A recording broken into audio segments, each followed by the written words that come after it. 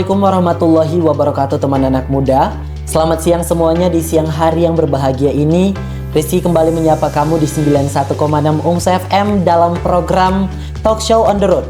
Yang mana Talk Show on the Road adalah salah satu program kolaborasi antara UMS FM dan juga Fakultas Pertanian Universitas Muhammadiyah Sumatera Utara. Dan pada episode keempat kali ini terasa spesial karena kita akan membahas satu tema yang gak kalah penting dari tema-tema sebelumnya, yaitu membahas seputar lifestyle halal, teknologi hasil pertanian Universitas Muhammadiyah Sumatera Utara. So buat kamu teman anak muda yang mungkin pengen mengulik lebih dalam tentang tema ini, boleh banget pantengin Rizky di 91,6 UMS FM.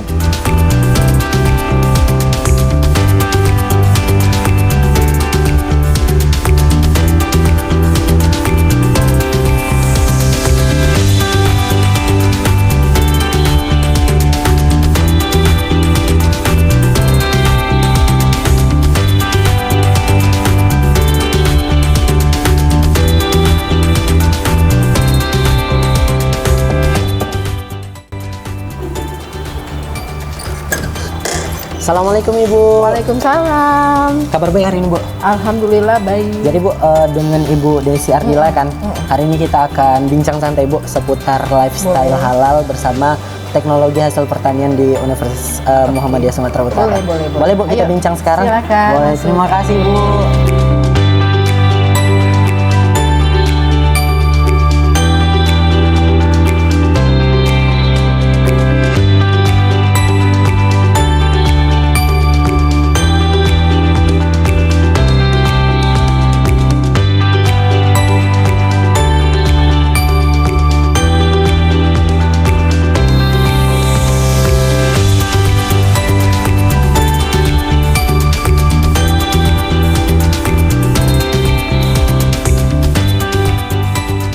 Baik teman anak muda, sekarang Rizky sudah berada di lab produksi Fakultas Pertanian Universitas Muhammadiyah Sumatera Utara. Tapi sebenarnya di Fakultas Pertanian ini banyak sekali labnya ya Bu ya?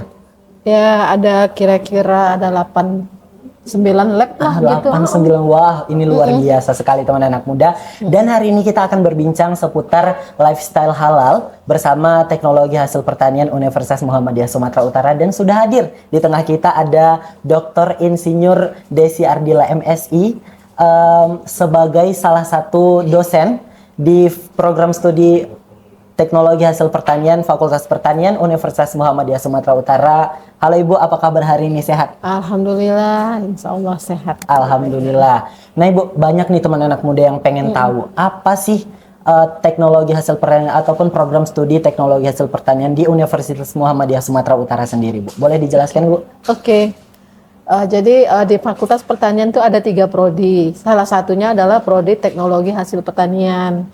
Kalau yang 2 lagi tuh agroteknologi, itu memang mengkhususkan di budidaya sampai kepada pemupukan gitu ya. Kemudian kalau kita di teknologi hasil pertanian, itu konsen kita itu mengolah hasil panen. Jadi lebih kepada penanganan pasca panen begitu.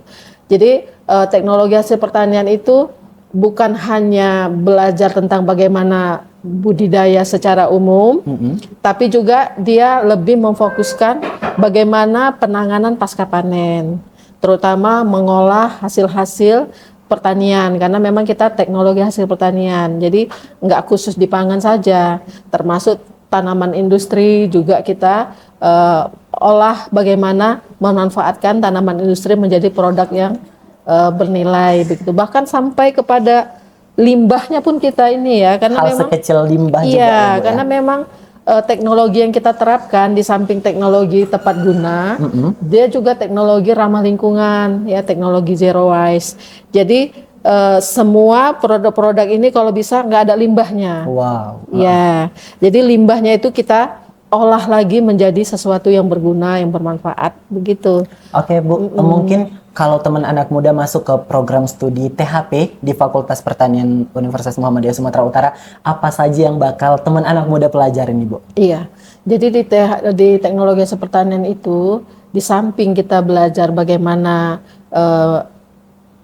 tentang produk, khusus produk pangan, kita juga belajar bagaimana meningkatkan kualitas dari hasil-hasil pertanian ini, seperti teknologi pasca panen misalnya. Kemudian di situ juga di samping udah kita olah menjadi produk jadi, kita juga analisa ini nutrien fatnya atau kandungan gizinya udah sesuai nggak dengan yang kita harapkan atau standar yang diharuskan begitu. Jadi di THP itu ada belajar kimia analisa pertanian. Kemudian nanti ada juga kita belajar di samping produk yang udah jadi, ini kok lama-lama berapa lama masa simpannya gitu loh. Kalau dia masa simpannya 3 minggu udah berjamur, itu akan kelihatan. Nah itu kita belajar juga namanya mikrobiologi pangan gitu ya. Jadi di samping itu juga kita belajar bagaimana tentang kapasitas alat produksi. Misalkan ini blender atau kita katakanlah alat pengolahan dengan kapasitas 5.000 kilogram misalnya. Berapa lama dia mampu mengolah dan berapa lama umur mesin produksinya, itu juga kita pelajari. Sampai kepada agroindustri pun kita belajar gitu loh. Bu, ini udah banyak sekali produk-produk dari teknologi hasil pertanian di depan kita nih Bu. Boleh dijelaskan sedikit Bu, ini apa-apa aja nih Bu, supaya teman anak muda lebih tahu ya Bu. Oke. Jadi di samping kita belajar bagaimana memanfaatkan bahan-bahan yang sudah ada, kita juga mempelajari bagaimana mengangkat suatu komoditi yang nggak ada nilai jual gitu ya. Ini kebetulan ketapang, biji ketapang. Iya, biji ketapang. Kita tahu ketapang itu kan jadi tanaman pelindung itu dia di perkotaan atau di tepi pantai. Bijinya tuh terbuang-buang gitu, nggak dimanfaatkan. Nah, kalau kita lihat dan kita analisa, ini sama dengan biji almond. Oh, biji almond ya Bu ya? Iya, sama dengan biji almond loh, apa namanya nutrisinya. Jadi kenapa kita harus impor biji almond kalau biji ketapang bisa? Nah, inilah salah satu produk kita olah menjadi tepung, kemudian bisa kita hasilkan menjadi biskuit, bisa kita hasilkan menjadi roti gitu. Nah, kalau yang ini kebetulan kita tepung ubi jalar ungu. Iya. Jadi kan sekarang nih ya banyak nih kaula muda ya, terutama Gen Z itu kan hobi nongkrong-nongkrong di kafe. Iya, Bu. Terutama saya ngemil-ngemil gitu ya. Sebagai mahasiswa suka juga sering makan sekali semua makanan yang siap saji, iya, tapi nggak pengen gemuk, nggak pengen obesitas tinggi. Nah, di sini kita juga mempelajari bagaimana membuat formulasi makanan ini kalau dimakan memberi efek kenyang yang lama, juga dia memberi efek kemanfaatan buat tubuh, nggak bikin gemuk gitu, rendah kalori gitu ya. Nah, inilah salah satu produk-produk seperti ini, tepung jagung yang sudah dimodifikasi gitu. Nah, ini nanti kalau jadi produk bisa kita olah jadi tortilla jagung, jadi apa namanya biasa kita pakai apa untuk buat kebab itu ya, kulit kebab gitu ya. Jadi banyak sih manfaatnya. Jadi teknologi hasil pertanian itu sebenarnya kalau kita kreatif aja banyak banget cuan di situ loh, bisa menghasilkan uang. Iya. Cuan ya, Bu, ya? Kalau kita hobi masak, udahlah nyambung banget dengan THP ya. Karena memang sekarang situasi kita kayaknya di mana-mana banyak ya tempat nongkrong ya, kafe gitu ya, bahkan suka tuh kalau udah malam tuh angkringan gitu ya kan. Nah, cemilan-cemilan seperti ini kayaknya bukan hanya memberi sehat, tapi juga memberi manfaat buat duit, tambah-tambah uang jajan gitu. Oke. Ibu, ini hasil dari teknologi pertanian ini, Bu. Tidak terlepas dari peran fasilitas pastinya ya, Bu ya. Iya, nah, boleh dijelaskan Bu alat-alat apa aja yang ada di lab produksi yang ada di Fakultas Pertanian Universitas Muhammadiyah Sumatera Utara, Ibu? Jadi kita di samping membuat produk, kita juga bertanggung jawab loh untuk menganalisa hasil produk tadi. Gimana dengan proteinnya, gimana dengan karbohidratnya gitu loh. Gimana dengan lemaknya kan gitu, semua kita analisa. Nah, kebetulan sekarang ini kita berada di laboratorium produksi. Ya. Nah, di sini ada berbagai oven ya, ada oven vakum, ada oven untuk pembuatan pengeringan bahan-bahan oven biasa, kemudian juga ada microwave ya. Kebetulan kalau di alat produksi, di lab produksi ini harusnya nih seller untuk kemasan ya kan. Juga ada biasanya ada tuh pembuatan es krim gitu ya, biasanya mungkin karena ini kebetulan lagi break ya, mahasiswa lagi ini nggak mana yang apa mungkin nggak dipajang gitu ya. Nah, kita juga mempunyai lab analisa. Lab Hasil analisa, lab analisa kita itu yaitu tadi menganalisa semua kandungan yang ada di dalam makanan-makanan yang kita olah begitu. Juga kita ada lab mikrobiologi, kita ada lab kimia organik gitu ya. Jadi 9 lab tadi itu saling berkolaborasi untuk bisa menghasilkan sesuatu yang punya nilai. Gitu Oke, Bu. Menurut Ibu, apakah prodi THP ini masih relevan banget untuk dipilih teman anak muda di masa sekarang? Karena kan sekarang ini banyak sekali bermunculan teknologi-teknologi yang mungkin bisa mengerjakan pekerjaan manusia gitu, Bu. Sebenarnya kalau dibilang relevan ya banget lah. Relevan banget karena memang sekarang kan cenderung teknologi tepat guna. Bagaimana teknologi tadi itu bisa kita aplikasikan serendah mungkin biaya operasionalnya. Karena memang untuk membuat satu produk itu nggak perlu biaya mahal sih sebenarnya. Jadi kalau untuk penerapan teknologi tepat guna kayaknya masih relevan banget lah. Terutama untuk adik-adik yang punya hobi ini ya. Karena memang tujuan kita gitu loh. Output dari prodi kita THP itu menghasilkan entrepreneur gitu, pengusaha-pengusaha muda, bagaimana mereka bisa memformulasikan sesuatu yang nilai bukan hanya memberi nilai jual ekonomi, tapi juga fungsi buat nilai farmasinya, nilai kesehatannya begitu. Oke, Bu. Output dari prodi THP sendiri kan mengeluarkan wirausahawan mungkin ya, Bu ya. Selain menjadi wirausahawan, apa aja lagi, Bu, prospek kerja yang bisa dijalankan sama anak-anak prodi THP ini, Bu? Benar-benar. Jadi teknologi hasil pertanian itu bukan hanya melulu tentang teknologi, kita juga belajar bagaimana membudidayakan atau belajar bagaimana berkebun gitu ya. Jadi banyak alumni kita tuh yang kerja di kebun loh, bukan hanya menciptakan bahan-bahan yang produk-produk pangan, banyak juga sih yang udah turun kerja di kebun ya. Karena memang di THP itu juga belajar tentang tanaman industri, tanaman perkebunan begitu ya. Kemudian banyak juga yang kerja di bank, itu uniknya. Karena kita bukan hanya membuat penanganan pasca panen, kita juga mengkaji. Kita ada belajar tentang teknik ekonomi. Nah, kita di situ mengkaji gimana nilai jualnya gitu ya kan, gimana strategi marketingnya gitu ya. Jadi kalau dibilang relevan ya masih sangat relevan lah, gitu loh. Oke, Bu. Mungkin menurut Ibu apakah THP UMSI ini untuk pengembangan penelitian sangat didukung, Bu? Dan dukungan seperti apa yang mungkin didapatkan sama mahasiswa-mahasiswa yang belajar sungguh-sungguh di prodi THP, Bu? Kayaknya didukung banget lah ya. Karena banyak memang kegiatan mahasiswa seperti PKMB gitu ya kan. Apalagi kegiatan PKM gitu ya kan. Itu kan di samping pendanaan dari pemerintah, universitas sangat sangat memfasilitasi sangat mensupport dan memberi fasilitasi yang baik, sehingga tadi tuh bukan hanya kreasi mereka tapi hasil dari kreasi mereka juga ada tempat penampungannya. Kita punya Puskibi ya kan, bahkan hasilnya ini bukan hanya dipasarkan di Puskibi kita juga punya lembaga halal center. Jangan lupa sekarang ini 2026 itu semuanya wajib bersertifikat halal, makanan, minuman, obat-obatan, kosmetik gitu ya.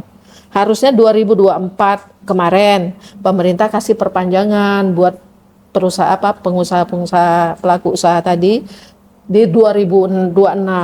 Nggak ada lagi tawar-menawar, wajib ada sertifikat halalnya. Jadi produk-produk ini harus punya sertifikat halal. Oke, Bu, mungkin apa keunggulan dari prodi THP sendiri dari prodi-prodi lain yang ada di UMSU, Bu, mungkin yang ada di Fakultas Pertanian UMSU? Kalau dibilang keunggulan sih semuanya sih punya lebih dan kurang ya, punya masing-masing keunggulan. Cuma spesifiknya di teknologi hasil pertanian ini dia bisa menciptakan lapangan kerja itu ya. karena dia memang di setting semua kurikulum dan mata kuliahnya itu adalah siap pakai gitu loh.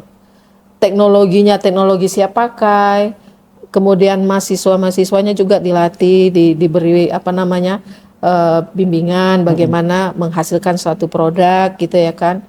Dan kalau dibilang keunggulannya itu tadi bisa menciptakan lapangan pekerjaan, kemudian bisa memberi memberi kesempatan buat masyarakat luas sana mentransfer apa yang mereka peroleh di sini di laboratorium ini dengan teknologi yang sederhana, mudah dipahami oleh masyarakat luas gitu loh.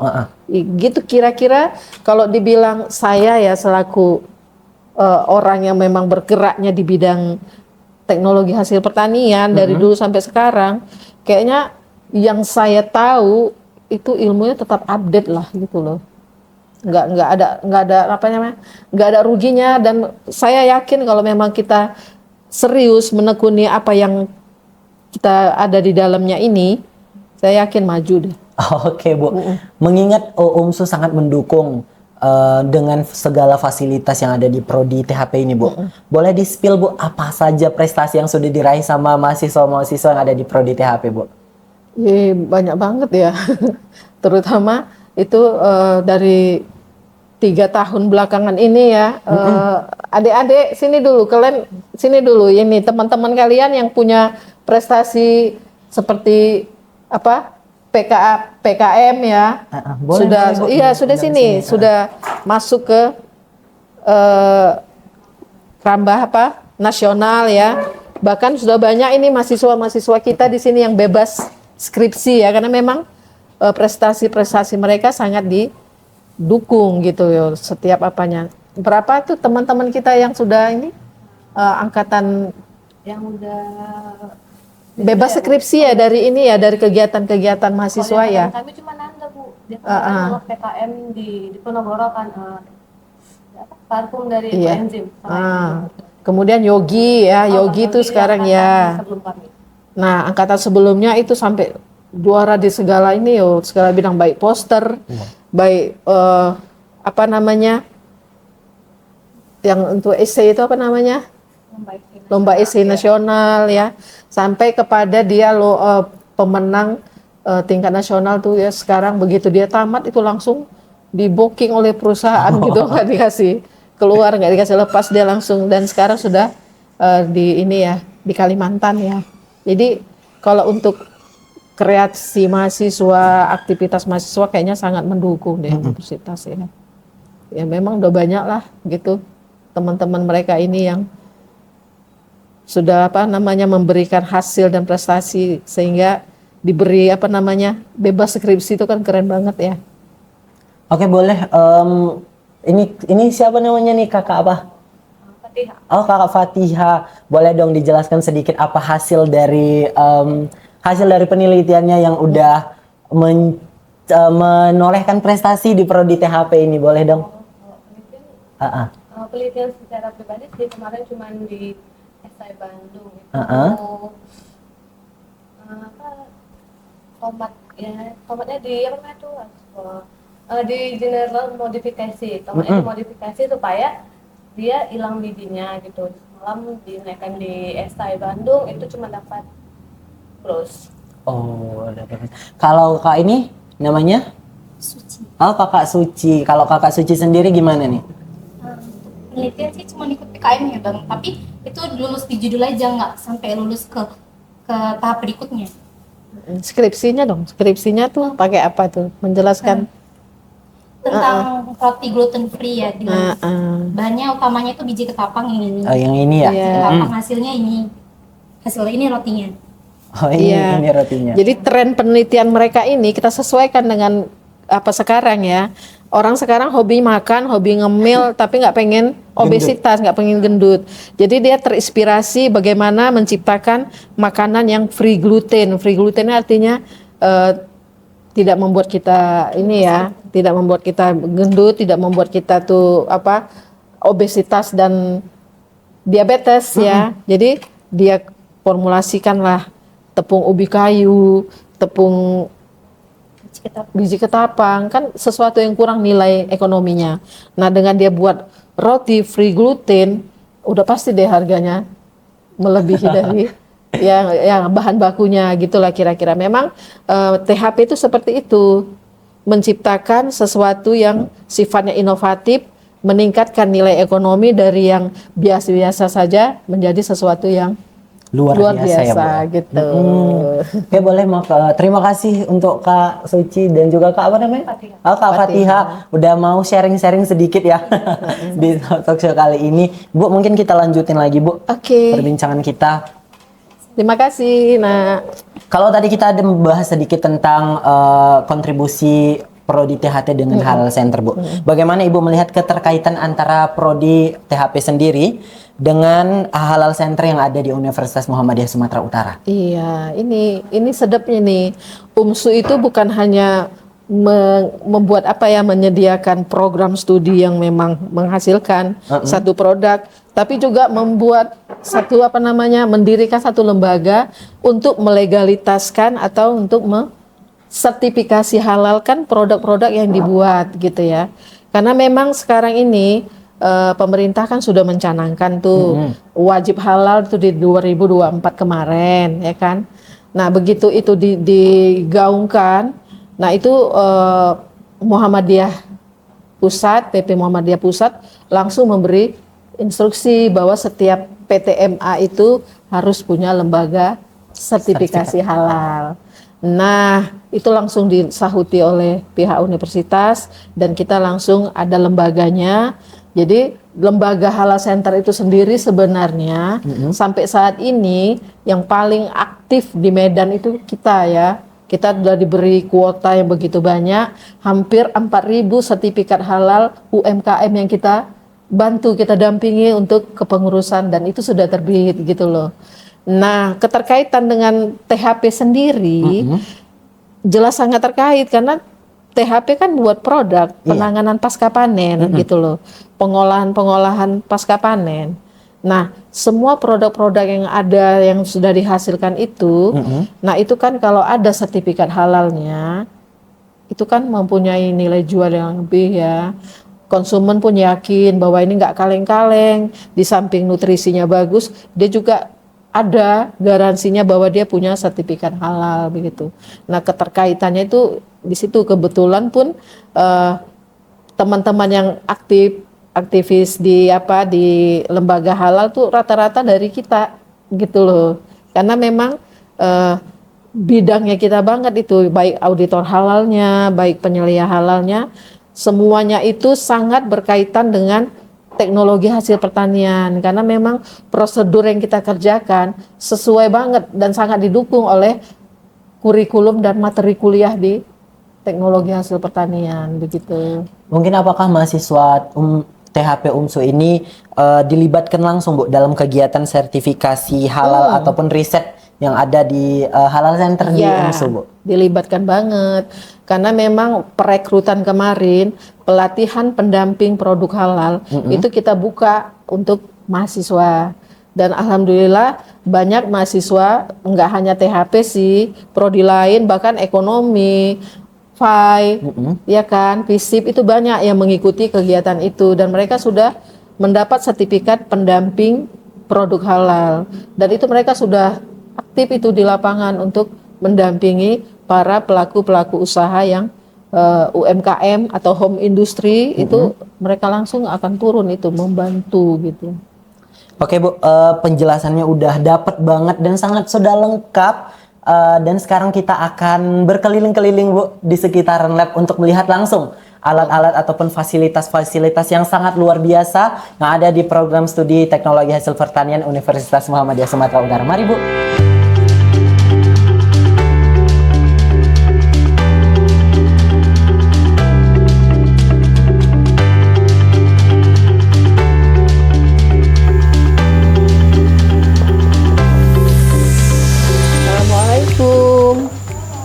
Ya, Mbak Ica minta izin, kita mau lihat-lihat situasi laboratorium analisa. Oke, terima kasih. Ayo. Iya, Bu, makasih.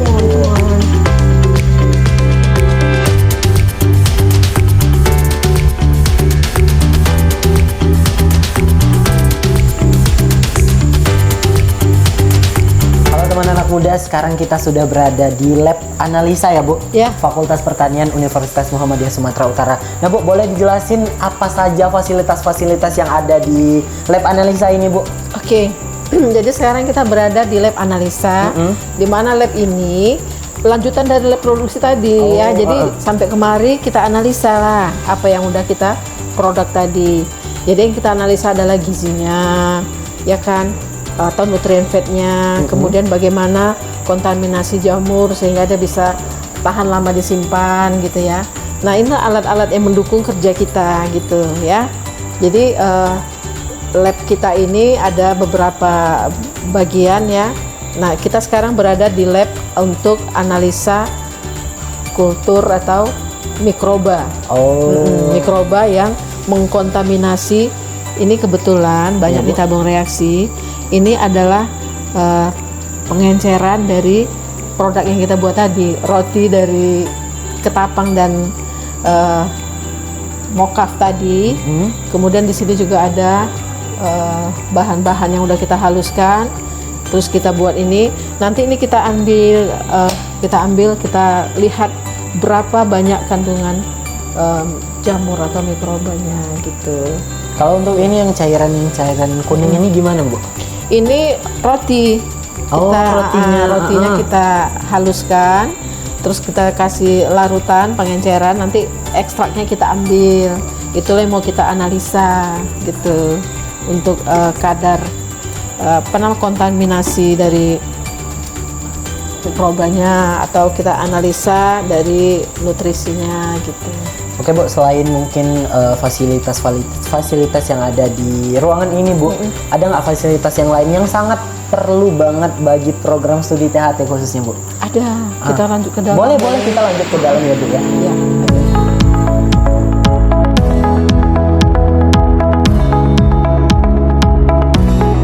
Ini rotari. Kalau ini fungsinya apa nih Bu?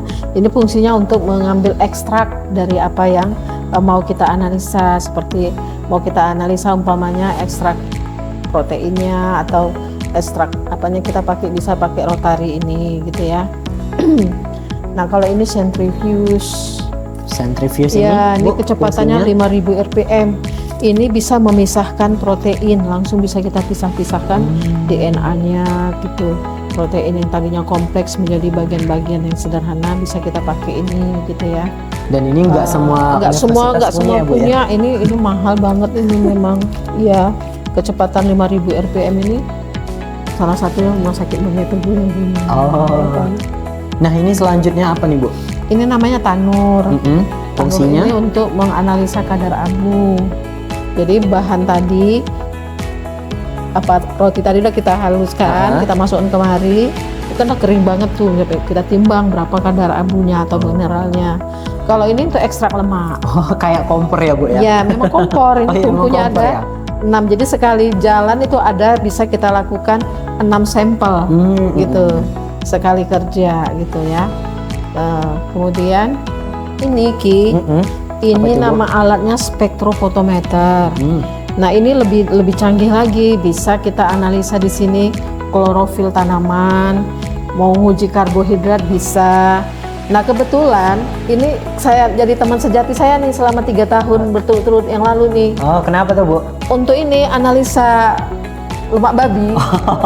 Untuk kebetulan penelitian saya kan mengenai identifikasi lemak babi dan lemak sapi. Nah selama ini kan itu agak sedikit repot kerjanya dan mahal gitu kan.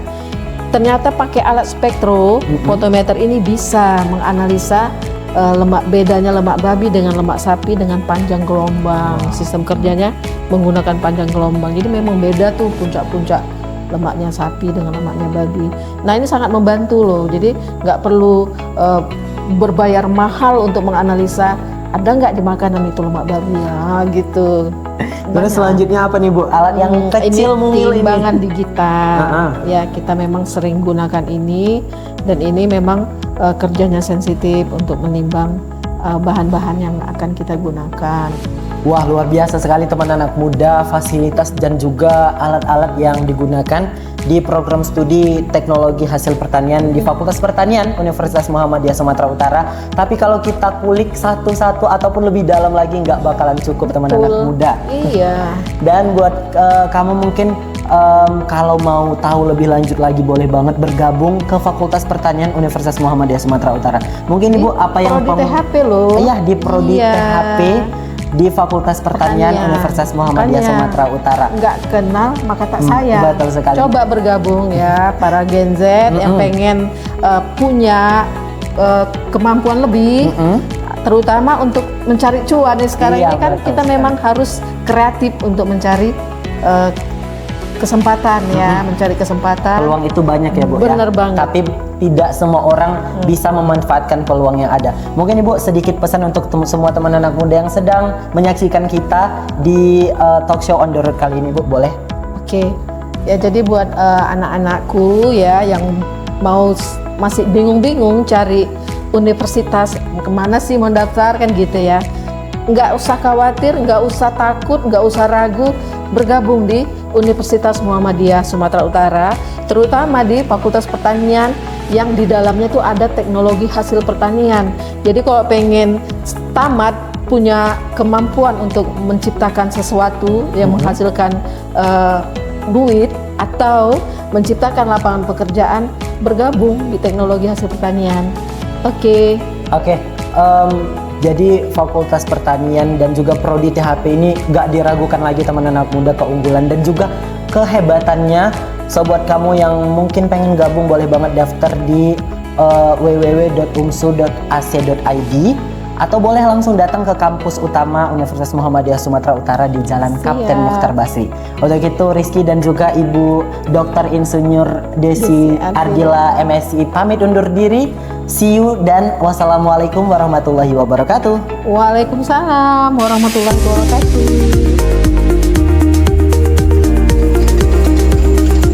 Bu, makasih ya Bu udah nemenin Rizky untuk keliling-keliling di Fakultas Pertanian hari ini Bu. Mungkin kita akan bertemu lagi di talk show on the road bersama Fakultas Pertanian di episode selanjutnya. Oke. Dan pastinya bersama teman anak muda yang sedang mendengarkan kita di rumah Ibu. Rizky pamit ya Bu ya. Oke nak, sukses ya. Oke Bu, terima kasih Bu. Dan teman anak muda mungkin buat kamu boleh banget menyaksikan talk show on the road kali ini di YouTube kita UMSU FM Medan, dan Rizky pamit undur diri. Wassalamualaikum warahmatullahi wabarakatuh. See you and goodbye.